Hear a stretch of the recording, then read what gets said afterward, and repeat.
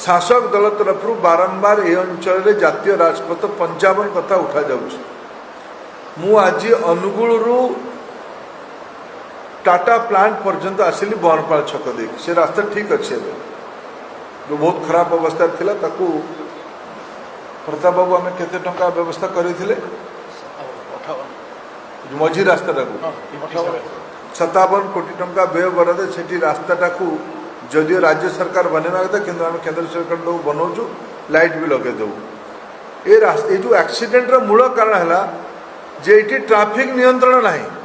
मु Angul PTC छकरू Tata plant पर्यटन आसिली रास्ता ठीक अच्छे शह शह गाड़ी ठिया ट्रैफिक किसी नहीं रास्ता एपटे किए जाऊँगी डाण पटे किए जाऊँगी बाँ पटे किए जाऊँगी कि आड़ी कर ठिया जाऊँगी गोटे सामान्य कॉन्स्टेबल जड़े भी नियंत्रण करने ना ट्रैफिक तो आउ केंद्र सरकार आनिक लगेबनी ना ट्रैफिक तो टिकर स्थानीय एवं भी आप जातु गोटे जगार ट्रैफिक ना ट्रैफिक तो किए जड़े बाबू आसिले सब नेता मैंने ट्रैफिक काम कर रास्तार किए ट्रैफिक जगह